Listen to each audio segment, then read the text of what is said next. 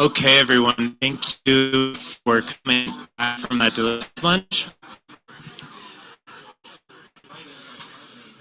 We're going to get started now with this conversation. So, yeah, let's do a little.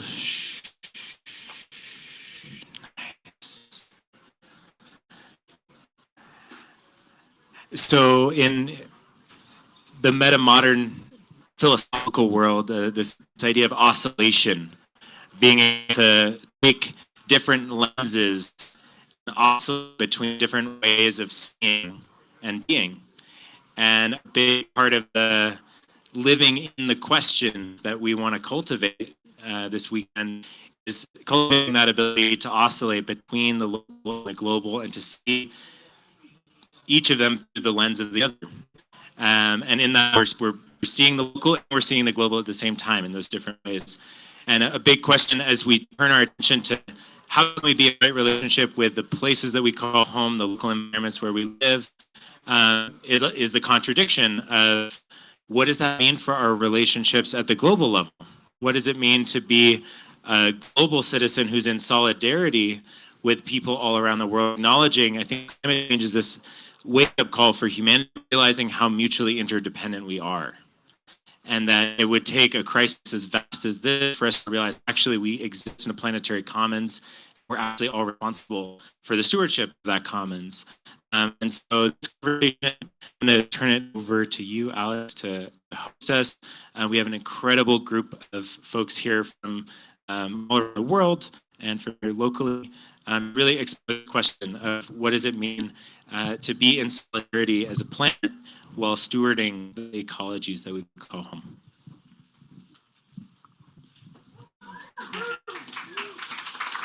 Awesome. Well, thank you all for joining. We have here, I'm going to do a brief intro, and then we'll let them all also have ample time to introduce themselves and their groups on their own terms. But we have who you've already met, who gave our wonderful land acknowledgement and ancestor acknowledgement also, I think. We have Angelique Rodriguez, we have Bert McCarran, both joining from actual. We've got our localists here, and Colleen Chase, and we have Gregory from Regen Nation. Is that right? Yeah. Network, thank you. Nation, coordination is non-use affiliation. That's right. So we're going to talk about the very specific, I guess, crises that make up the global crisis that we hear a lot about in large media. We want to coordinate. We can introduce again. Got Monty again. So I wanted to open everybody with a story, having you each tell a story that grounds you in this work, why you're engaged in climate work in the first place, something personal and mundane, or something be paying witness to larger global trends, and have us start there. Can I pass this microphone? Is that the move?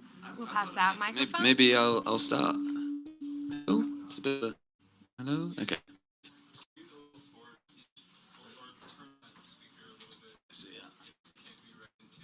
Yeah, that makes sense. Is that better? Nice. Yeah, so for me, climate has actually been something that's been with me since as long as I can remember. Because my mum, when she was about my age, wrote a book called The Green Consumer Guide that sold a million copies and has spent her whole life in this issue. Back in the days when a deep skepticism if the issue was even real, and so we were sort of sometimes looked as a fringe thing. So it's just something that's been a part of that and family discussions since the very beginning, and yeah, seeing that journey that my mum's been on in her own career, and then how the sort of narratives have shifted from the kind of early days of the green movement doing slightly less bad to the sustainability wave that kind of came during that time. She founded a company that was called Sustainability before and now I've seen a lot of her work was in the kind of green movement, trying to get people to change their purchasing decisions, to send the message to business.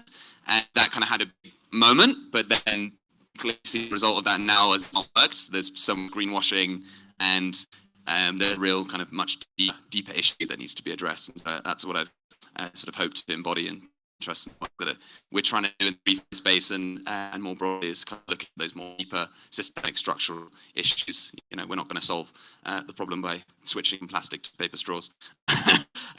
So yeah, that's been my personal journey into the space. And yeah, I'll leave it there. Hi everyone, lovely to be here. See some friendly faces and some new ones. And, yeah, so I would just have to out myself that I'm not very climate motivated, which people may find surprising or not. But the story I'll tell is, so I grew up in Alaska, and over the course of coming of age, I started working during the summers when I was 14. When I was legally allowed to hold a job, I started working in the summers. And over the course of a decade, I held a job in every different facet of the fishery in the town that I grew up in. So I was a fisherman, I worked for Fish and Wildlife, I worked for the local watershed forum, all the different things. And I just had the experience of, and you know, that particular fishery, that Alaskan wild salmon fishery, is considered by many to be kind of the gold standard of natural resource management, right? But I had a pretty deep felt experience of how messed up it was.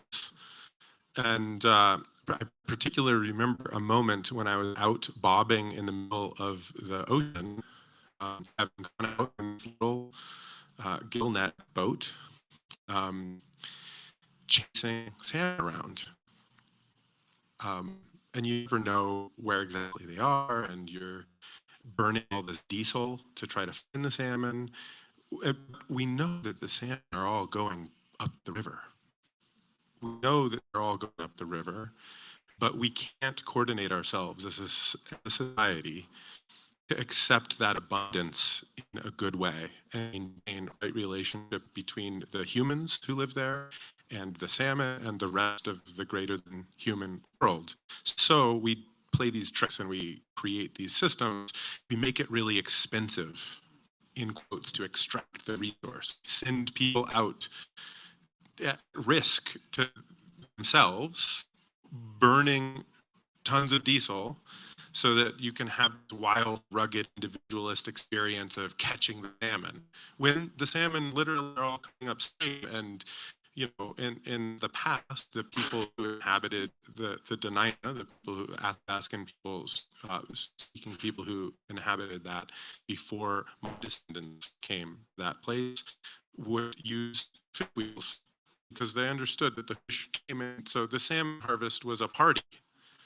You get together and celebrate together and only take as much as you needed because they knew that there needed to be fish going back upriver.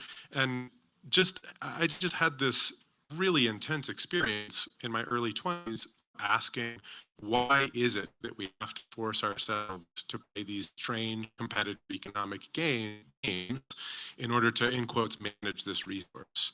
And I think that sort of embodied experience, to me, grounds the climate crisis and many other places where we have massive coordination failures, and we're contriving games that oftentimes have really negative externalities in order to fix a present moment problem, like who has rights to extract this, in quotes, resource.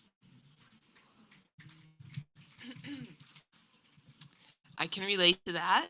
I grew up in Juneau, Alaska, so had a lot of fishermen friends, but that's not where my climate story comes. I think it comes from being a mom, and I feel like having children nowadays is almost irresponsible. I hope it's not, but I feel like the world we're bringing our kids in is not the world that I wish we were bringing them in. You know, my daughter says she doesn't think she wants to have grandkids. I want grandkids. Oh my gosh. So that's not why I'm working on this, but that's a small ulterior motive. But I guess my first experience was we were living in the mountains in Sun Valley, Idaho, and we had a big Castle Rock wildfire. And it was in 2007, and I got to see the effects of wildfire on my littlest one, who had a lot of kind of asthma. Not too bad, but certainly it got terrible in the smoke, and how bad the smoke is for children. So I also got to see the inequality in our small mountain town. People who could hire insurance people to take care of their own homes, their huge homes, make sure their art was protected. The people who couldn't do that, had no protections, had to stay and work, couldn't even leave, and get their kids out of the smoke. And so I guess I started just being way more aware of what's going on, way more feeling solidarity with people who were going through fires, droughts, and everything that was happening. It's almost like I don't know, I spent so much of my time growing up in Alaska being outside, I could almost feel like the cry of the earth. And I think that's what really resonates with me, is you can just feel it. And I think when you hear something like that, you have to respond.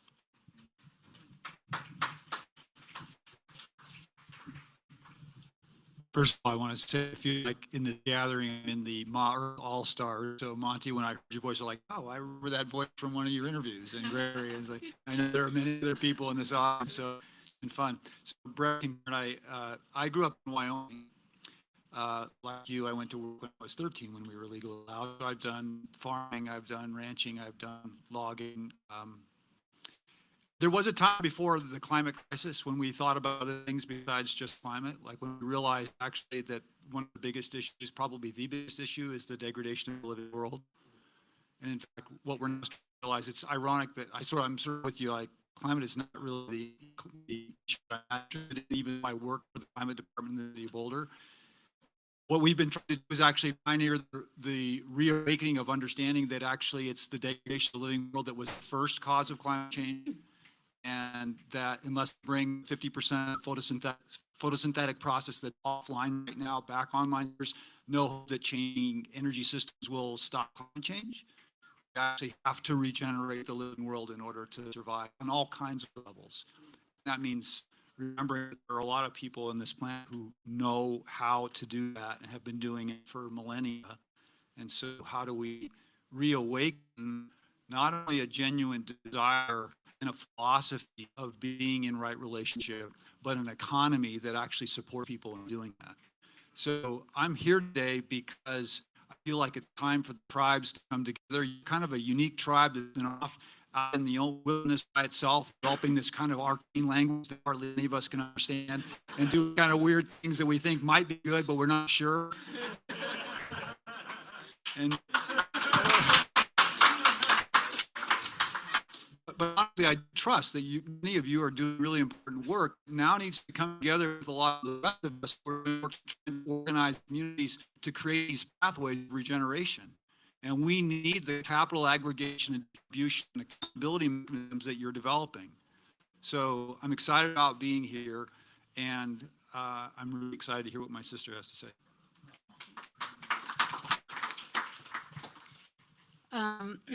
Thank you for having me here, and thank you all for being present and giving your attention. I'm very excited to be in this room with you all to explore new possibilities and how we come. For me, the energy crisis, that's not my focus. It's not even something that I really actually, when I think about the reason why I'm here is because I fell in love with water.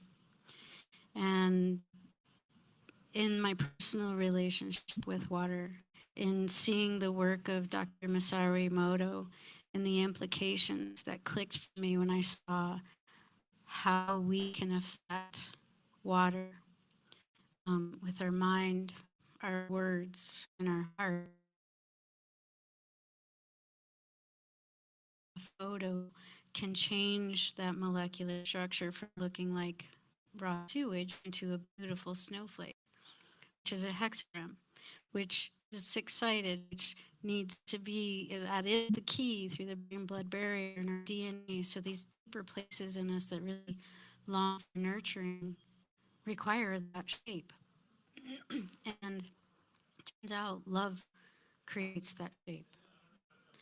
Positive vibrations creates that shape. So for me, when people talk about climate, in my head, that comes back to my own ecosystem, because it's through my personal work, through my own traumas, through my own, oh, fuck again, kind of moments that I get to delve deeper into exploring my own waters and the unknowns that are there, that are part of our inherent design. From my perspective, if spirit's word or frequency went out over the face, delineating entity of the water separate from that spirit, praying the waters, which I consider myself a water baby.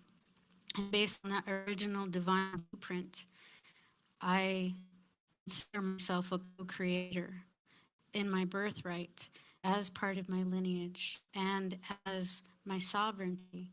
So when I see all the things around me, there's a lot and it's overwhelming. I choke on it and I have a broken heart, and I realize I couldn't do my work in that space. So I had to get really, really clear on my origin.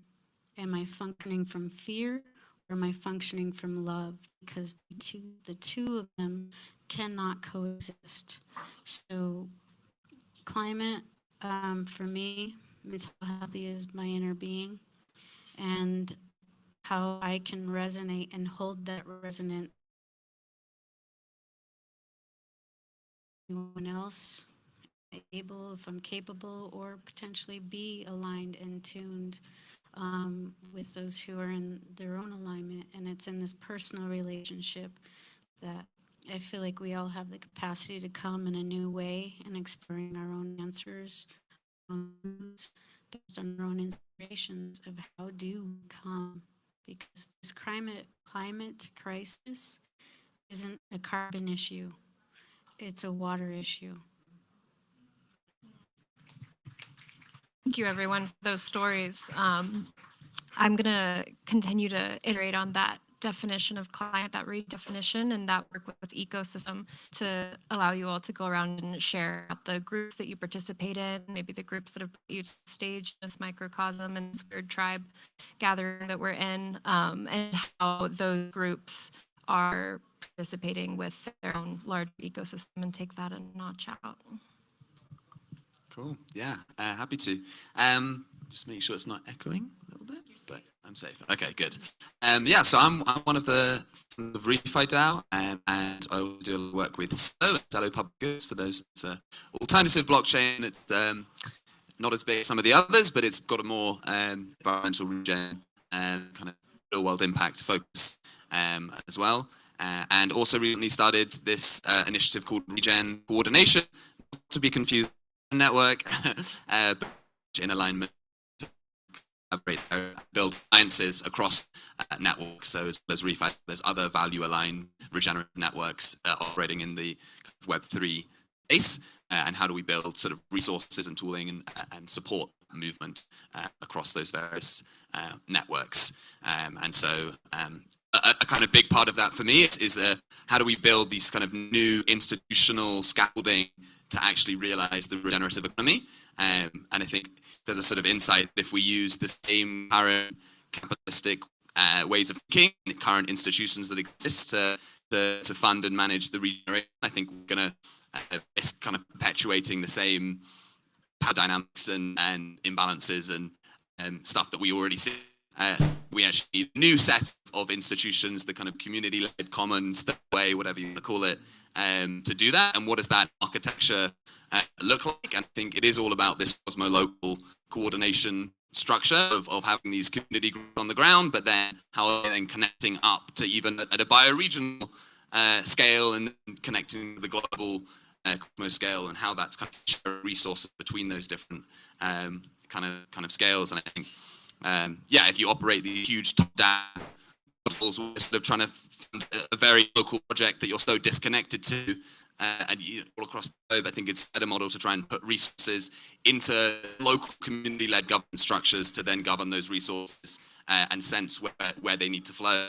And so hopefully with some of the stuff that we're trying to explore in ReFi and regional coordination, trying to experiment at those edges.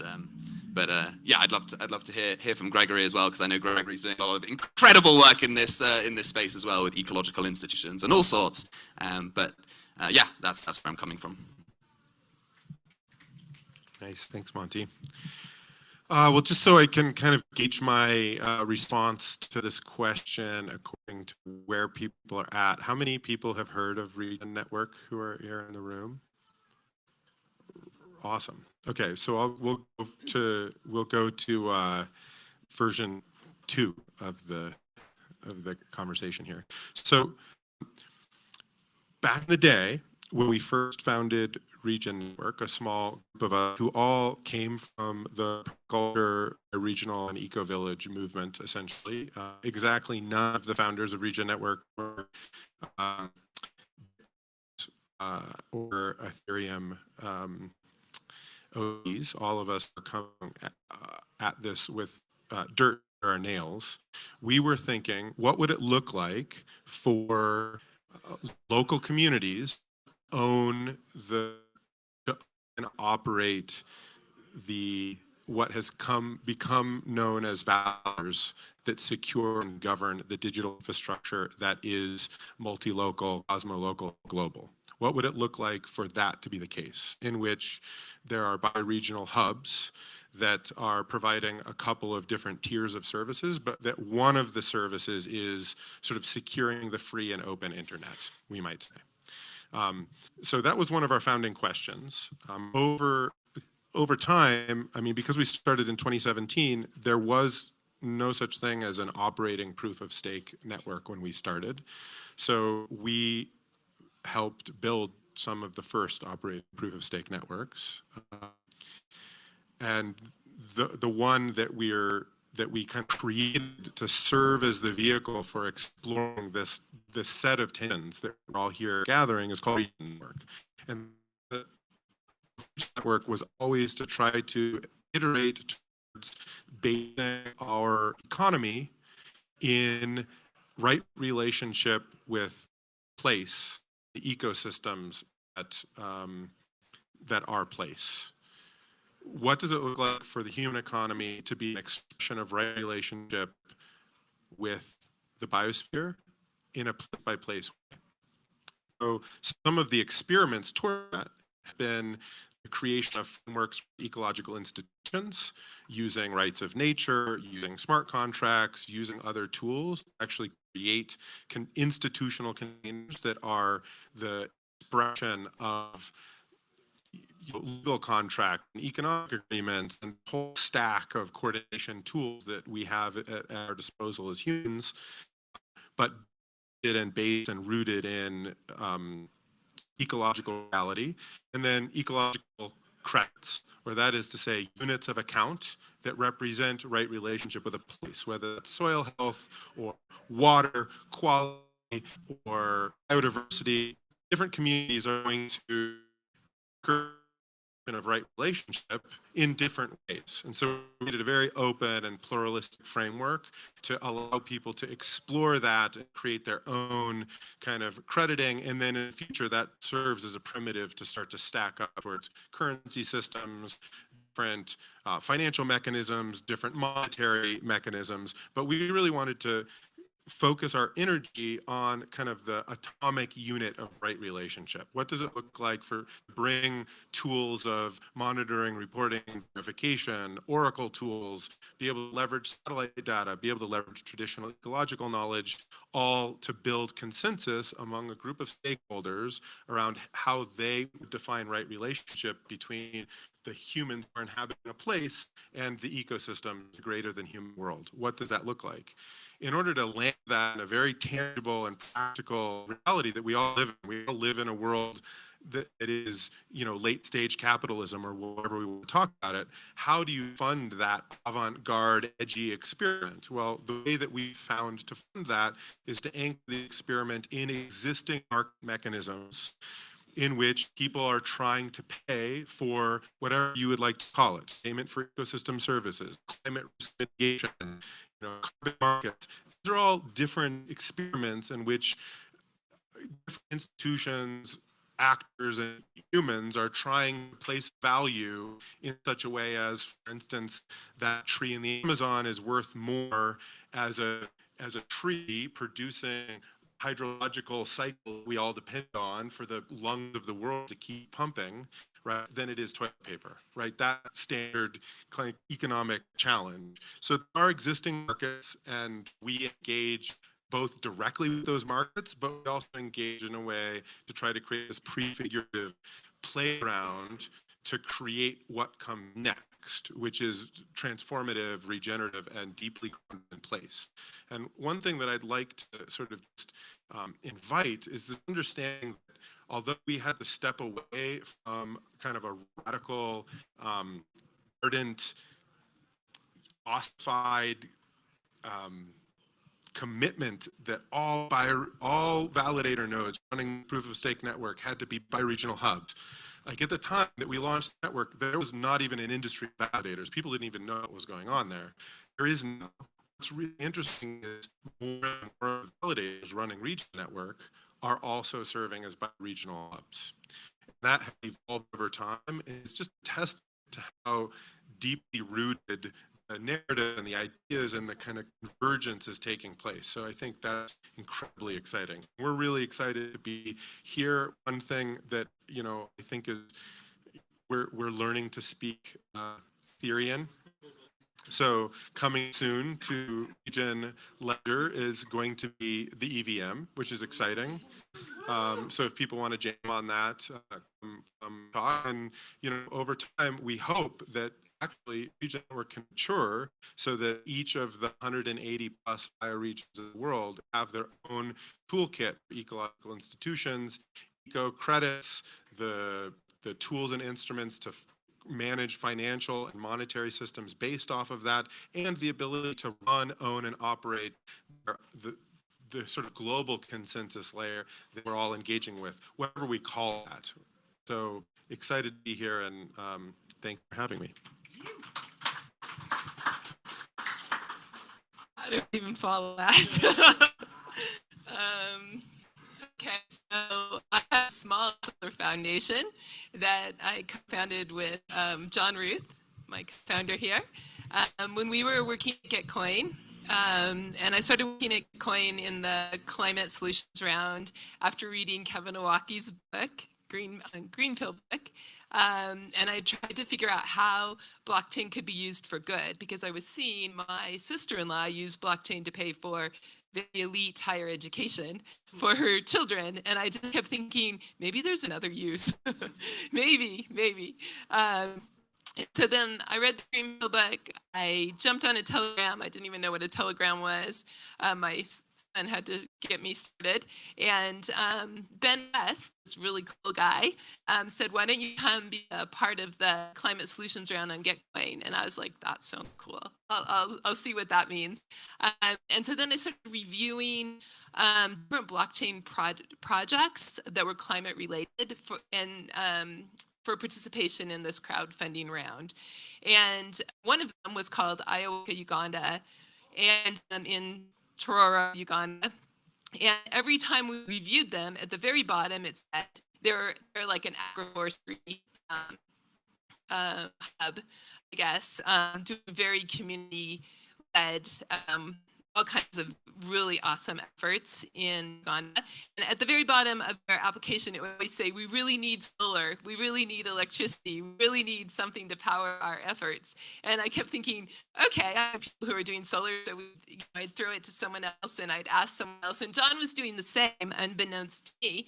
And suddenly I'm like, okay, this has been 2 or 3 rounds and no one's helping them. So John and I were talking, he's like, I feel this way. And I'm like, let's just do it.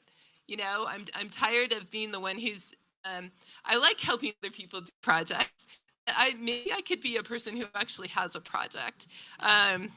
And I have solar on my house, so I kind of understand it. And John has a solar background, and so we just threw our hat in the ring, and we're like, this is what we want to do. We want to help this agroforestry NGO in Uganda get solar, and we ended up getting a good amount of money, and so we could do more than just help Iowa, Uganda. And we thought, well, what else can we do with this money? And we started helping people in Nigeria, in Kenya. We have a hospital in Kenya. We have 2 schools in Nigeria.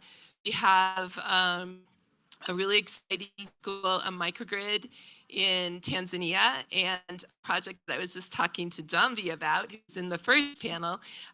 We're working with women's saving circles in Tanzania, and we're going to call them solar saving circles. And we're going to seed them with some money and see what decisions they want to make around solar and solar-powered productive appliances for their work in their communities. So that's what I do. It's kind of small compared to these guys, but It's kind. It sounds like it's kind of real, which is nice. Yeah. I was hired by the city of Boulder in 2013 to help write the next generation of their climate action plan, because Boulder in 2002 became one of the first communities in the world to actually sign on to the Kyoto International Carbon Agreements, because our nation state hadn't signed it. There are a lot of parallels, by the way, between what's happening in the late 90s and early 2000s and now, in terms of federal leadership, the lack of it. But in any event, signed on to this agreement in early 2000s. It expired in 2012. We wrote this new plan. And so I was hired to help write this new plan. We were supposed to get it done in 6 months, and of course it took about 5 years because of all the science that was changing and so on. And one of the things that we started to realize, some of us, was that the climate action space was entirely about changing energy systems. And so we were writing these plans that were all about energy efficiency and renewable energy and all these kinds of things. And it was just starting to emerge that maybe actually the living world had something to do with climate too. And so we finished our first climate plan in 2016, and we had a sort of placeholder section in it for ecosystems. Didn't really have much content in it, but it was like, okay, well, at least we have a placeholder. And then in 2017, this paper comes out called Natural Climate Solutions, which asserts that about 1/3 of all the climate stabilizing work we have to do, we can do by doing work with the natural world, which actually was code for just trying to figure out how to make the natural world absorbable by carbon. So Natural Climate Solutions was entirely about carbon management with living systems, because again, climate action was entirely about managing carbon. But actually, the last 4 or 5 years, it's finally been starting to break through work that people like Walter Dene and others have been talking about for a long time. It's water cycles, it's soil, it's actually the fact that the climate is not a geochemical machine that's operated by a CO2 in, CO2 out machine out in the, it's actually a biologically mediated dynamic that's primarily driven by life. And when that stuff finally started to take shape, we started to realize it wasn't just about the carbon cycle, it was about the water cycle. And in fact, if you go back far enough, if you go back into the 70s in the World Meteorological Association meetings, they knew then that climate change was being driven by 2 forces: fossil fuel burning and the disruption of these water cycles and natural regulation cycles. But we actually didn't have the computational power at that time to model water cycles. And so the geochemical scientists said, we can actually do this through just managing carbon. At least we can model the carbon thing. And if we get the carbon thing right, we won't tip the balance and we won't get climate change. So I'll tell you what, let's just talk about carbon. The policymakers can understand that, because this water cycle stuff is actually really complex. And oh, by the way, it brings in the whole issue of how nation states manage land, which we really don't want to talk about politically. That's the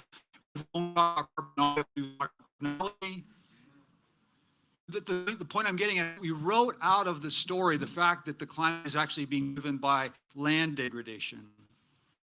But that has finally come back. And you're now hearing it in the context of this terminology called nature-based solutions, which is great in some ways, but so vague, so unspecific that it's actually a great opportunity for greenwashing. But we've actually been trying to start pioneer a whole new segment of that. So the city of Boulder was the first city in the country to create a nature-based solutions team as a part of our climate team. We did that 3 years ago. Simultaneously, we've been working to build the sector and field with cities and counties across the country. We started 6 years ago, starting workshops and monthly meetup groups and all these things. So what would it look like to start working with living systems around this? We now have the county has its own nature solution team. And so locally, we started to build this whole community of practice. In fact, if some of you have been around Cool Boulder, it was actually our effort to try to talk about climate in a way that was relevant people. Of course, it's a double entendre, but it was also like, don't we really care about just being really hot? And how do we make our community cooler? There's a whole wave of, there's 50 organizations now organized together under Cool Boulder doing all this cool nature-based solution work. Simultaneously, we're organizing with cities and counties across the country to build these nature-based solution efforts. We launched an accelerator for urban nature-based solutions with communities across the country, where we're trying to be really specific to say, what problem are you trying to solve and what part of nature are you working with? We're not being ambiguous about this. So the first one, urban heat and then urban forestry. The second one was about stormwater and floodwater, green infrastructure. And what I'm going to close with this to say, talk a little bit more in a second, is the third one is going to be about biodiversity. But we realized when we started to design this accelerator, that the United States communities are not the leaders in biodiversity work. In fact, it's primarily Latin American cities who've been really thinking about the urban biodiversity work. So we're launching the first international urban biodiversity accelerator this fall with Latin American cities, North American cities, and European cities. We're really excited about spreading the movement that way. It's a virtual process, and I'll talk a little bit more about some of the engagement and why I really want to be here today, because you can run an accelerator, but if there's no resources to implement what you're doing, you're building capacity around, it's just kind of a pointless exercise. And I'm going to talk with you about how we work together around that aspect. I'll give you my number. Yeah, just to come up with what you're saying, it is so true that this there's been kind of this doing, as far as I'm concerned, because it is not about just carbon. And there are no rewards, there are no credits, there is no one in the industry, even in the oil industry, who is going to be like, oh,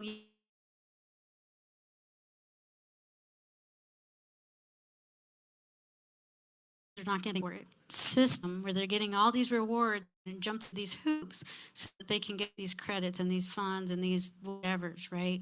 Well, the actual issue isn't being addressed.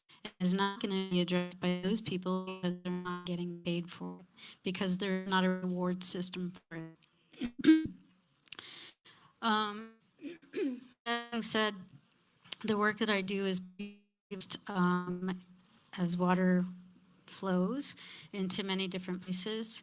I've also done work in Kenya and Uganda and a number of different countries actually in Africa, bringing one of the projects was partnering with some partners in Germany and also in India to bring self-defense classes to the women and the girls at Kakuma refugee camp in Kenya, because in fact for me, but in a room of like 50 women and girls, there was no one who didn't raise their hand at being raped.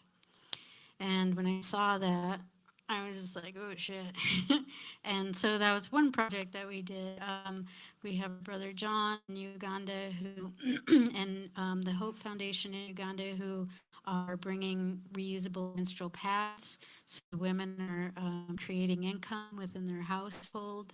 Girls are getting to go back to school, and the waters are staying cleaner without having that type of waste from women who go and clean up there. Locally, regionally, have multiple allies around the world, but regionally have been doing a water tour for the last 4 years independently, and privately funded by yours truly, to share water messages and to share these kinds of different perspectives around how we come with each other, with ourselves, and through our communities and our environment. We did a personhood walk with Tribal Visions Chaitanya, and we walked for 30 days. Times, well, my limit was 9 miles, but some people walk 14 miles a day. We walked for 30 days, living on a bus with people from all over the world to draw attention to the personhood rights of the Rio Grande. Most recently, did a Southwest tour and a local tour with Emily Bishop of the New Water documentary, Water is Love, and had some amazing conversations, inspirations around that, around the fact that our climate situation is a water situation. And the more trees we cut, the less they can sweat into the earth, the less aerosols are available for that water to get attached to come into. And so the spread and sink, right? And so locally, I do bridging work. I work in GES, I work in Sheridan. I've partnered with Groundwork Denver, who has 10 years worth of data that we began to build off of and, excuse me, bring myco and bioremediative solutions through a strategic plan for their E. coli issue that they've had for over a decade now. We've been sharing time with the community, doing community walks at the waters, and teaching about the water system, about the water messages. And locally, in addition, some of the other work that I do is I do consulting currently serving Arvada. This is a local point for I ask that you all put on your radar. In the Highlines Canal, they're looking to change the course of that canal. They've gotten a permit for it. However, the soils that they want to use to move the canal and restructure it have been since the 60s a nuclear waste site. That's true. It's really a trip what they even think is okay to do. So there's a hearing March 5th. We're trying to invite everybody to participate in this, to bring voice, to bring your presence, and ask that they reevaluate that permit and not allow that canal, which is the drinking water for Thornton, Northglenn, and Westminster, to be realigned with toxic soil. The other issue is the Produced Water Consortium, which I've been attending for the last year, where they have been legislatively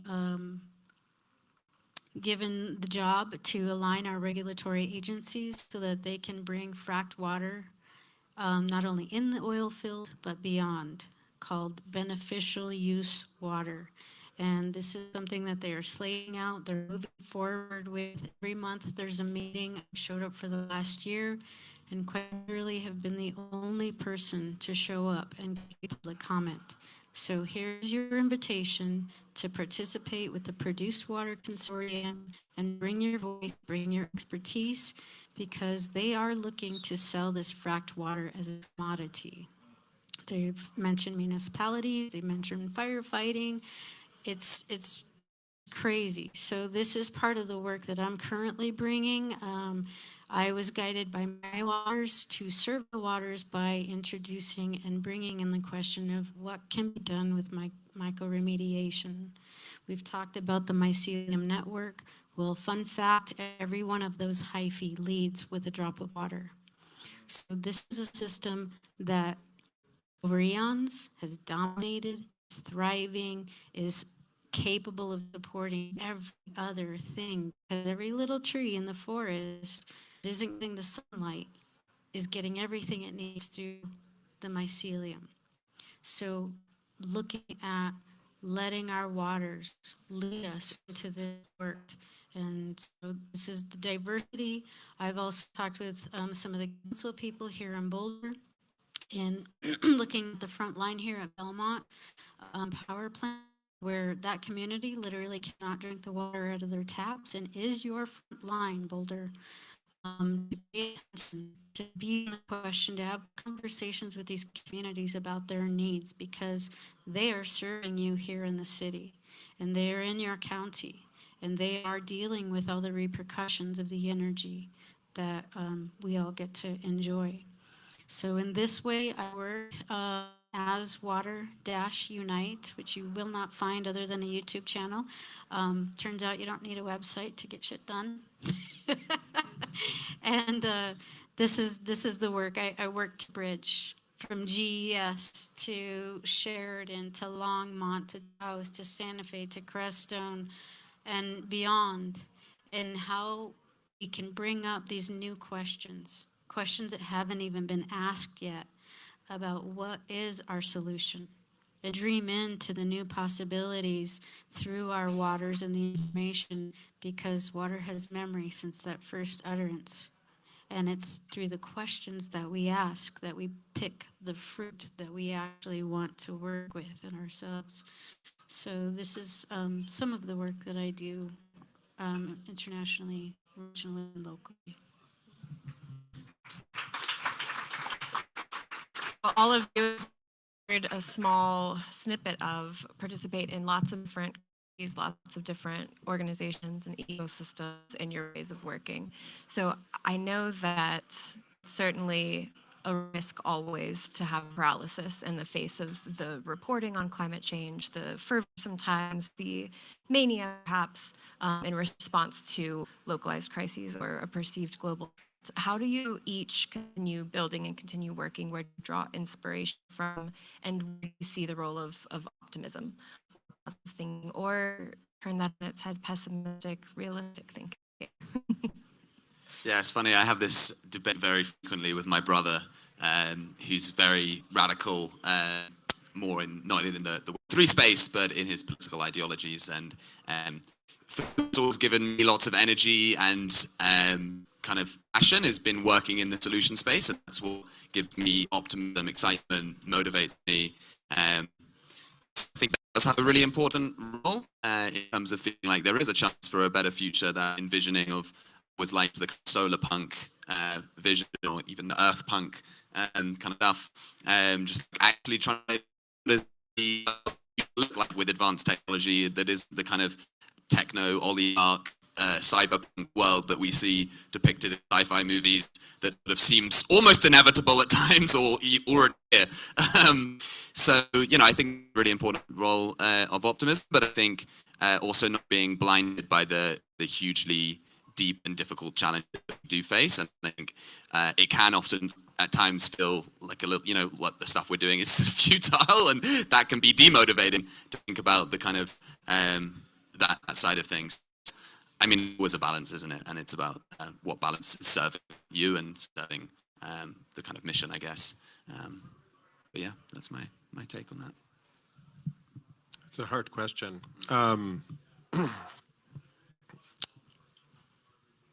Yeah, well, you know, what popped directly into my mind as you were asking that question was actually just like rooting this in practical, tangible places.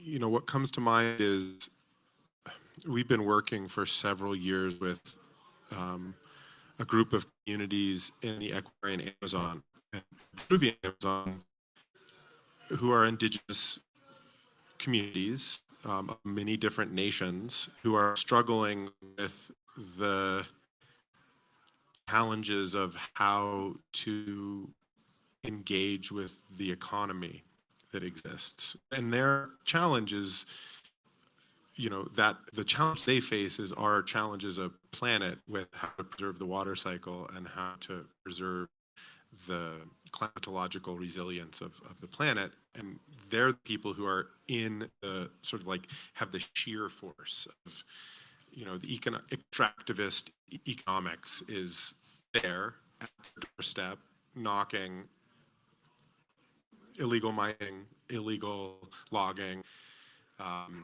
human trafficking, like all of these things are just right there. Those are that's what people have cash for, If you want cash and you're in many of these places that are at the edge of things, those are your options.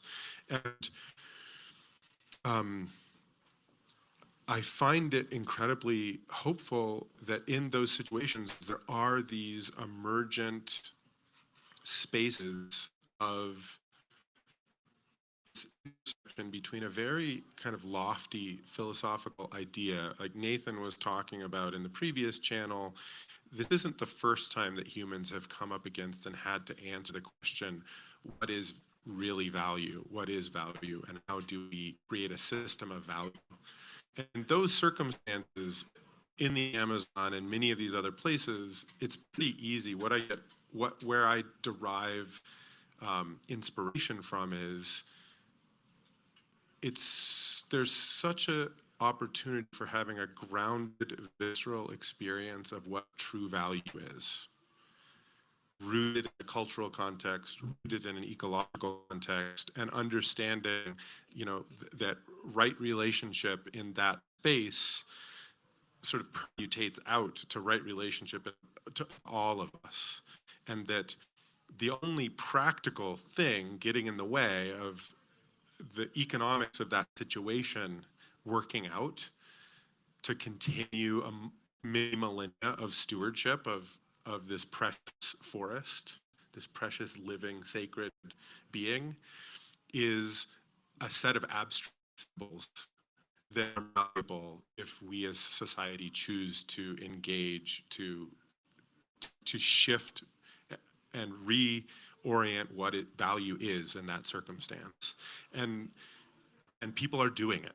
So you can see examples of it working, and you can see examples of people watching the success stories of those situations. Like, we created this biocultural jaguar unit, and it was funded, and now all of the neighboring communities are running the same process. And then there's literally 35 million hectares that are sovereign territory of 32 different indigenous nations that are all like, wow, we want to do this too.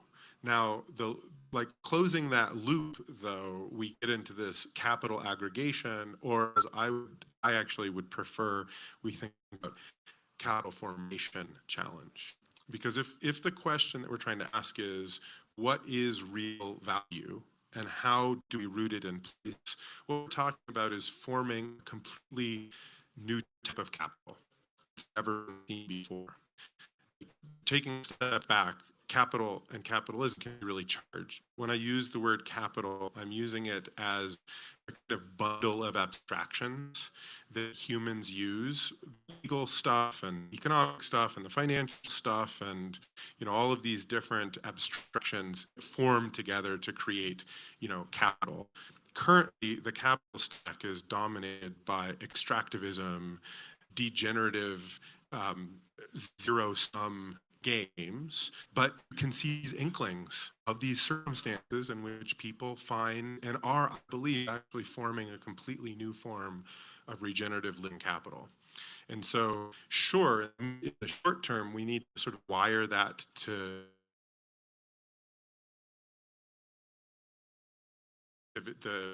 the extractivist capital that is accumulated over the centuries from colonization and degenerative processes. We need to find ways to loop that money in and pay for actions that stop things, and actions that regenerate things, and actions that balance things and do less harm, and all of these different things. But I don't think we could get confused. What we're really doing together is a process of capital formation, which is by its nature social, by its nature requires like the community to come to consensus about the new form of value. And the glimmers of hope that I see, the little inklings, the processes that are working and are getting traction and have lives of their own all over the world, the stuff that's happening in Kenya with grassroots economics, stuff inside of Regen Network and outside of Regen Network, in ReFi DAO, there's all of these different little inklings and sprinkles. Some of them are moving, some of them are learning and copying Some of them are stubbornly holding on to other ways, and that gives me enormous, when I remember to think about all of that with gratitude and humility and just kind of send into the moment in time that we're all living, that we are co-creating and participating in that process, I get a little shiver and I get really reinvigorated.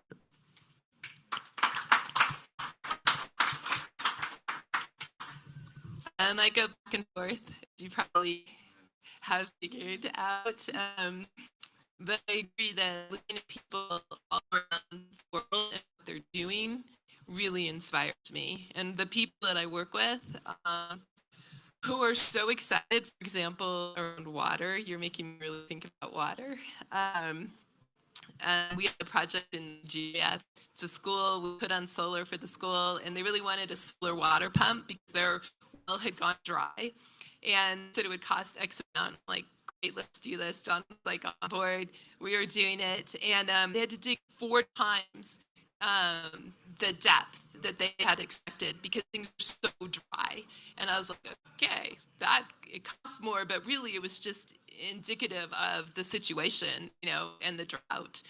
And then they were so happy to have the water for the whole community, free water for the whole community, showing washing hands, flushing toilets. I'm like, what about drinking water? Nigeria, you can't drink the water in Nigeria. I didn't know you couldn't drink the water. It's so polluted. There's very few places where you can actually drink the water. Even if you boil it, they can't even boil it. And I'm like, in my brain, I'm just like, I can't grasp this fact.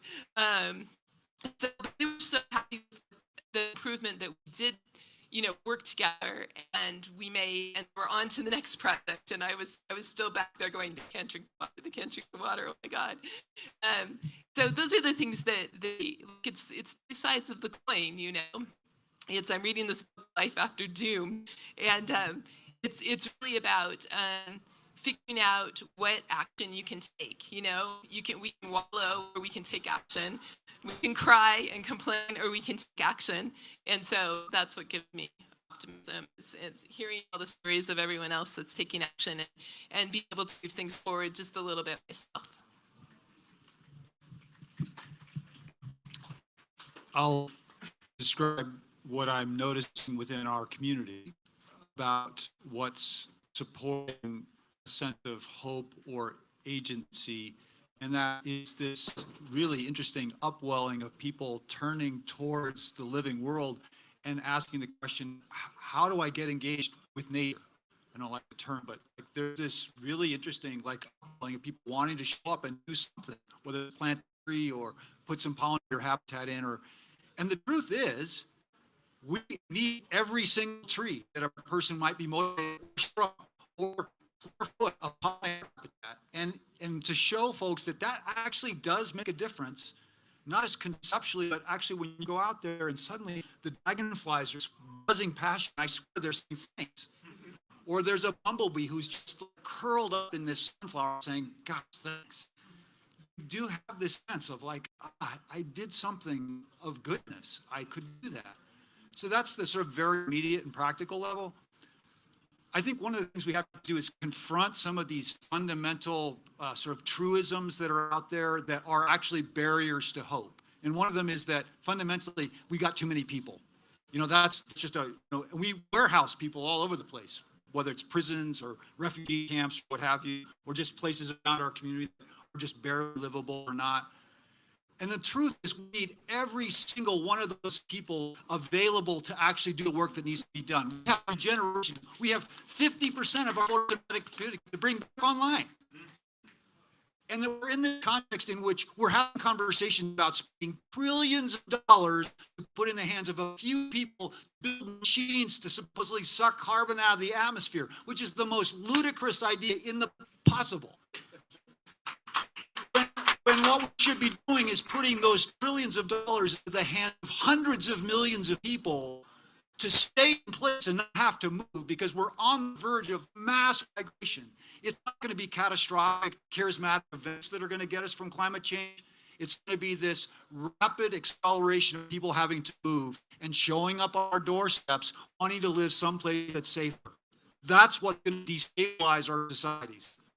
If we don't find a way to put money in their hands to stay in place, to rebuild these water cycles and to do all this work, then that's what we're going to get. That's bad news, but that's actually good news. Imagine a world we brought the other 50% of life back online.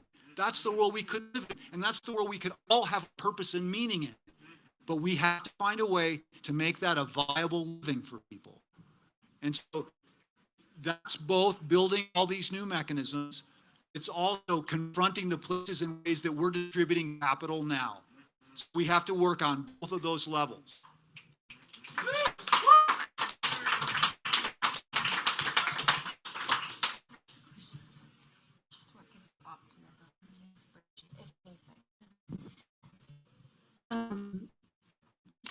So I'm not going to pretend that I'm always optimistic.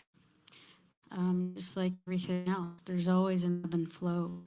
And I recently actually just got my ass knocked and handed to me not too long ago. And, you know, it's like what they say about when you get lemons, you make lemonade, sugar, 1 or 2. Yeah, I think that that's a really important thing to remember for all, because it is overwhelming. It is heartbreaking to see some of the things happening in this world, especially when you're sitting there trying to say, like, you know, you're the only one showing up. It's just like, how could I be the only one showing up with a topic like this? And how hard that is to show up and feel like you're making a difference. So I just want to acknowledge for myself that it is the ebb and flow. It is the personal relationship that I have with my own waters, and reframing when necessary my own orientation, if I'm in fear or if I'm in love, because there's this incredible thing that happens when you're functioning from love, at least for myself, that I can smile and be thoroughly happy picking up trash around someone who may or may not be their trash, but I don't have to take it personal. I don't have to be like, you should be doing this, or the city of Boulder, they're so dirty, or and always projecting it outside of myself. I've found that it's much more pleasant work and much more easier to stay in the work if I understand that when I go and I clean the waters, that's really actually about my relationship with the land and the water. It has nothing to do with the houseless person that I'm picking up after, or the city that's not taking care of their own, or the government that's not doing their job, because I can point fingers all day long. What turns me on more is to just be in the joy about it and hold that to the best of my ability. And when I can't hold that, to really go and ask the question, what shifted, what changed, what do I need to change in order to get back to the orientation of love? And for me, what turned me on was physics. I brought up about frontline. Well, I highly recommend everybody to check out a physicist by the name of Ruggero Santilli. He has created mathematics for antimatter and is badass and is willing to show up for Boulder and to discuss bringing his technologies here.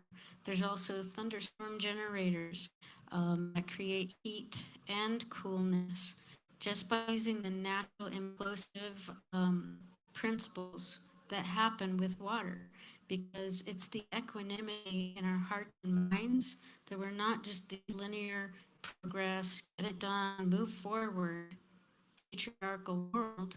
We're actually water beings. It is all about emotion, about movement, about implosiveness, about the quiet time when things are dreamt into before they're even born, about the etheric blueprint that a plant does so that it can grow into that. And if fun fact, all of our cerebral spinal fluid, which is the purest water in our body, is the embryonic fluid of our mother that has been enclosed in us. And that is the memory, that is the lineage, that is our traumas and that are our joys. And that is where our personal work can come in to play in how we resonate and how we come. Because if you're bitching about cleaning up the waters, nobody's going to want to join you. But if you're sitting there having a good time, you feel like Tom Sawyer jumping over the rocks, like you're just, I'm 50 years old. I go and play. I literally play. And I get it done. And invite anybody who wants to come and get it done with me. Because at the end of the day, I sleep like a fucking baby. Because no matter what, I did something. I took that baby step. And in the down times, when I'm not active, I look for those solutions because they're waiting for us to step into them. Our relatives, mushrooms, the waters, the soils, they're just so excited, arms wide open to receive us into all the wisdom that they carry. Just with a little quietness, a little silence, a little honoring of the water that we are, and bringing that equanimity back from just our mind and inviting our hearts back into it. So then we have that balance that we're all seeking. And how can we give what we don't have?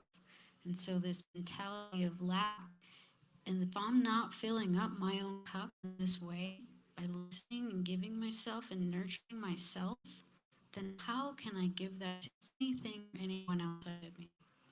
And I think that this is a really core piece for us all to realize it's not outside of us. If it's outside of us first, take a couple steps back.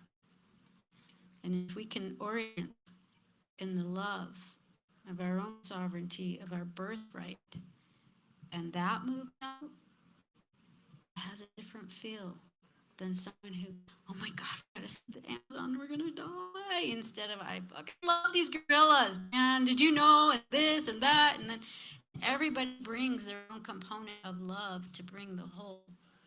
But if we're in fear, then like Einstein says, how can you change it? You're not bringing something. Joe Dispenza says, think about co-creating our future. When we're daydreaming, are we thinking about solutions? Are we inviting new questions? And just like, I wonder about this new physics. I wonder about this new source of energy. I wonder about like these the solar flares that are going to be a real thing, a regular thing for us as we move out of the space dust. There are light bulbs we can turn on with magnets. There are rocket stoves. There are all kinds of do-it-yourself things that are online, and I geek the heck out of these things because when we can't turn on our lights and when we can't go shopping, do we have a sand heater in our house? Do we have a magnet light in our house where all you got to do is just turn the wire on it? They're so simple. They don't cost hardly anything. And one of the things that I've been advocating in the rocket stove is just like, well, we have all these houseless people. It's fucking cold out there. So, I don't know. I make one for me, make one for someone else, and we can hand this out. We'll go hand out light bulbs that are just with magnets. Because these things are possible, and we should all have them in our house. We should all have Faraday cages. That's the best use of your microwave. Trust me. Because these things, all of this tech, all of this, where we're going, where we dream it to go, we have to protect our resources, especially if we're going to spend this kind of time and energy filling it. One solar flare and it's all gone. So are we having the forethought and inviting our waters to show us, to inspire us, and just, well, I never thought of that. I should check that out. Look at that. Learn that so that I can pass it on. So that's what inspires me, is just geeking out on sciencey stuff and coming and realigning in love as often as I can.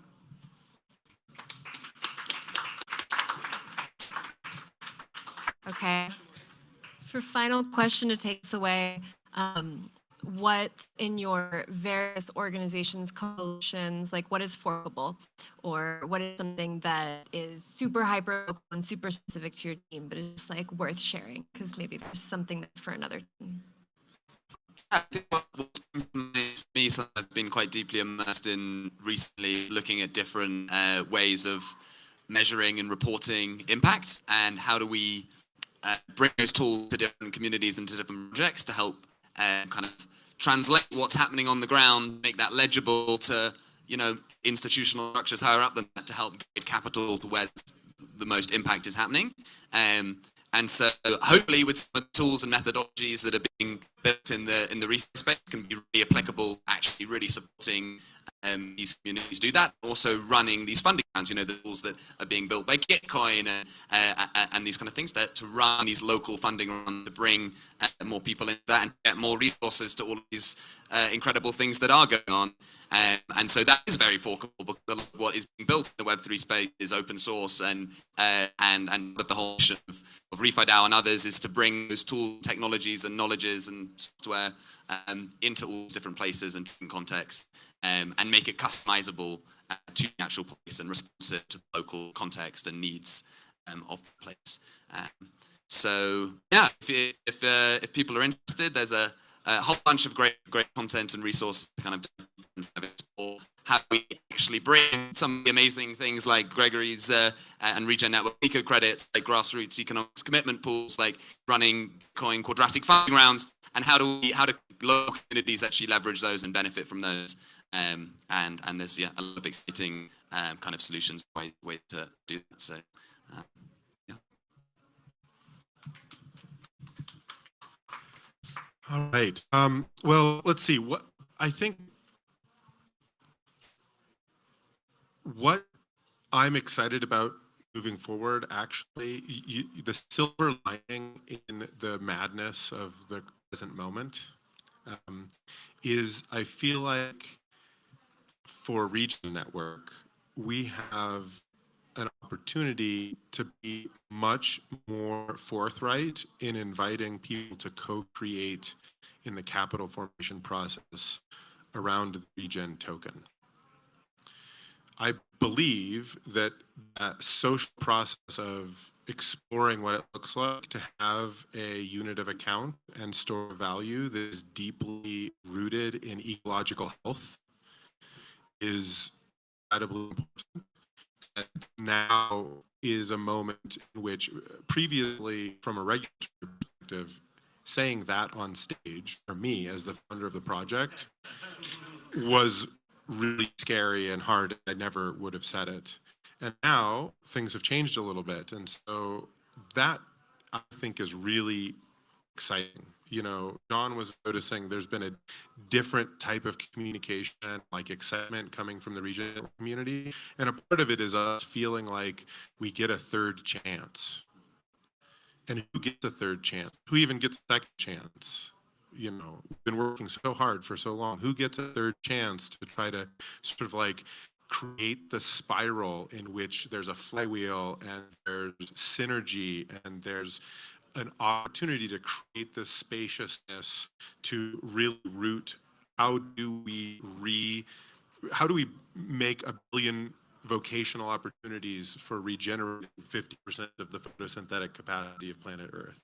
And how do we create a new store of value and unit of exchange that represents our success at that? I think we had an unprecedented moment, and I'm super stoked to and actually sort of like focalizing energy on a cosmological, both pluralistic and unified symbol that allows it to take place in the form of the Regen token. So that's the way I'm going to answer that. Of course, the only way that that's possible is to make everything workable, so that to the degree is possible, we're actually engaging not through a coercive process of value accumulation, but one in which we're harmonizing and coming together, because that's what's going to create sort of like the rootedness to ecological health instead of the sort of reality distortion around sort of Ponzi schemes. So I'm stoked about this moment for that reason. I feel like the sun is shining in on us. Speaking of solar, I'm super excited about a project I kind of mentioned, but I'll just give you a little more detail here. It's the Solar Saving Circles. We're launching in March with 5 groups in Tanzania. What I think is super cool about this is it's, as you know, mentioned, these savings groups are women-based. They're traditional. We're not messing or telling them like how it's supposed to work. It's working. We're actually just learning from them how it's working. It's a new economic model for those of us in the West. And the idea is we are going to seed their pools, their community pools, plus, which is something I learned from Nathan Schneider, some of the reading I've done, is have a network of cooperatives where we're sharing ideas and educating women on the value of how solar could be used to improve their livelihoods, to improve their family's health, to improve their community. Anything they are interested in, we're going to help them get educated on. And so there's an education component, there's a local decision making. We seed the funds, they go towards solar or productive appliances. We don't tell them what to do. Basically, we're just interested in what they want to do with it. And so we're reaching people and empowering people to make their own decisions locally. And then hopefully we'll have the organization we're working with, Economies, has 200 of these groups in Tanzania already. And this is just one organization.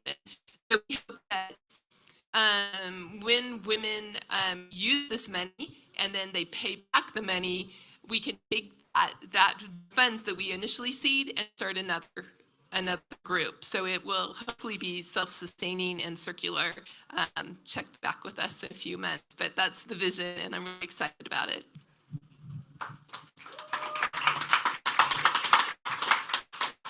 I just want to say, I think the work you're doing is so incredible. And of all the things we've been talking about in this panel, it's so real, it's so practical, and it's giving people real benefits. So thank you so much for that.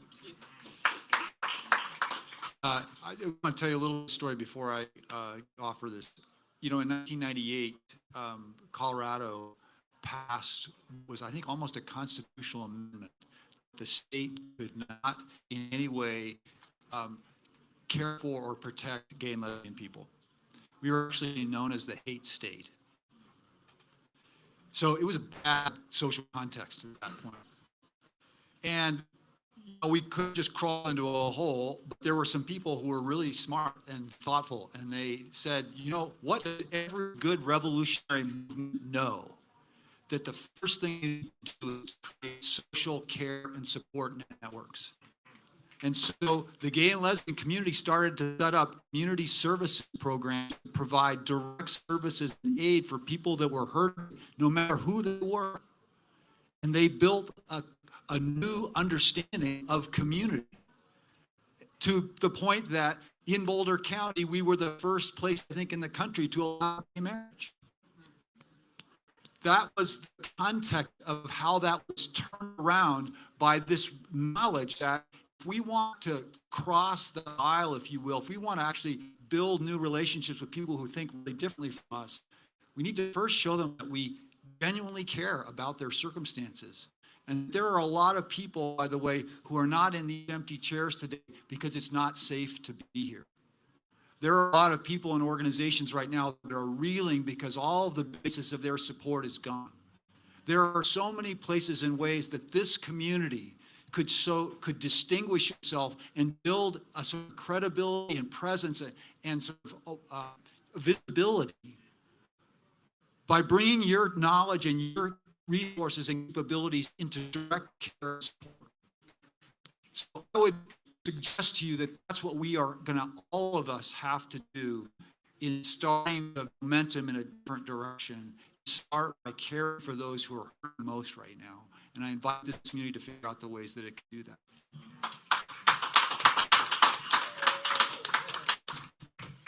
I want to say thank you for bringing that forward because it is an issue. There are a lot of the relatives who are not comfortable coming in public, who are afraid to go to the grocery store, who are afraid if their kids are even going to be there at the school when they go to pick them up because of ice. And so I don't know if there's any parents here. If you could imagine going to pick up your child and realizing that someone else has picked them up and you have no way to track that and you have no idea who they're with when you see them or where they are, and the nightmare that that could be. And that is something that on a daily, our friends, our relatives, and people in our communities are dealing with right now. So to follow up, I would also like to invite this community to feel into their hearts what is authentic for Boulder in standing up and standing in solidarity with some of these relatives. Is there a list of safe houses that a family could come to? Is there other moms that might be able to help and assist picking up students? Is there groceries that could be picked up? Is there other ways, other questions that could be asked that might be able to help and support the communities that are dealing with things that we saw not so long ago? And we call that a historic tragedy. And yet it's happening every day right now in your and my communities.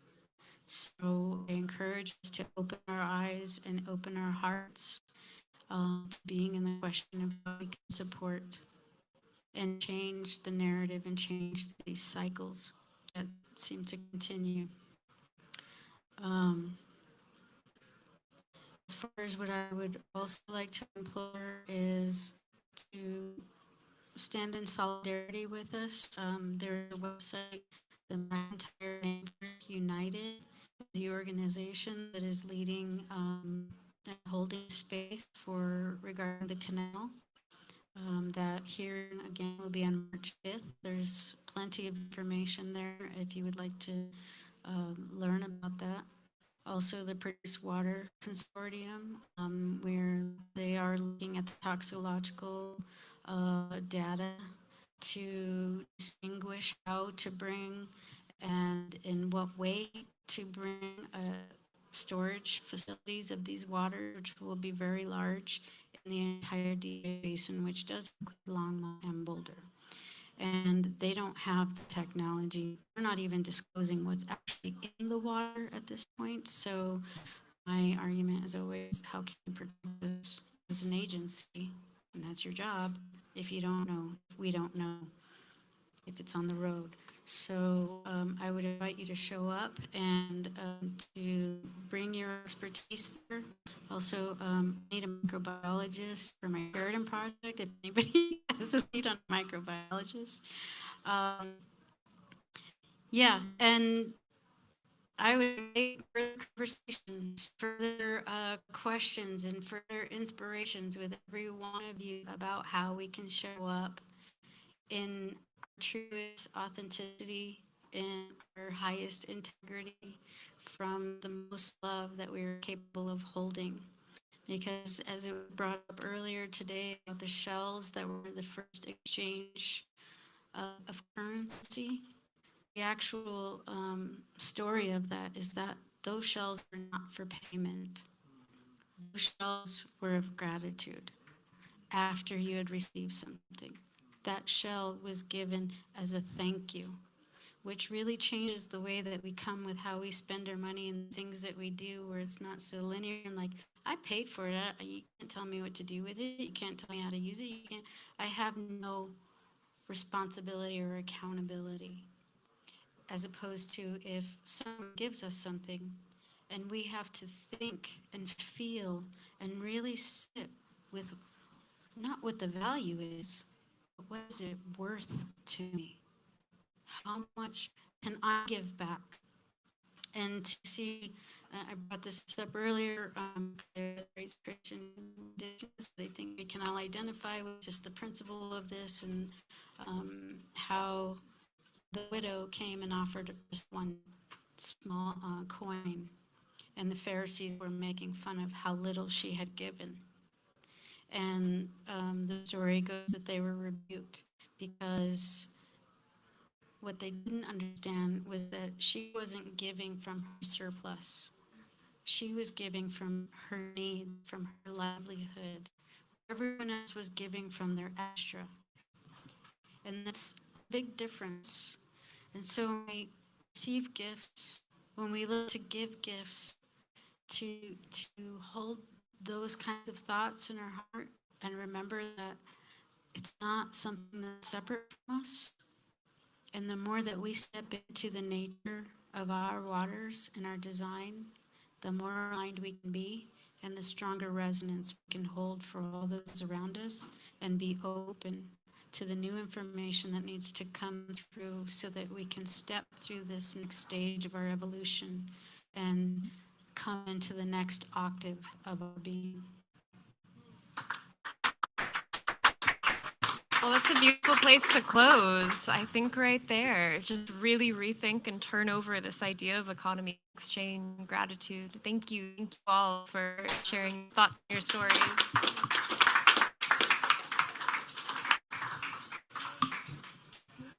Yeah, amazing. Probably the most heartfelt and holistic conversation about the ecological crisis that I've heard in a long time. So thank you all so much for bringing all of those different lenses and perspectives.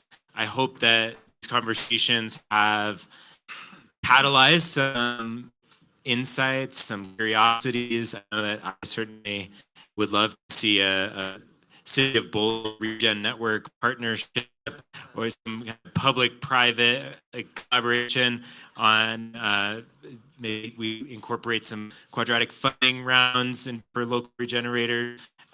This mutual aid network, how do we actually mobilize our community to care for each other and to move from a transactional economy to a gift-based economy. There's so many amazing seeds that we are now going to spread of today, exploring at our conference.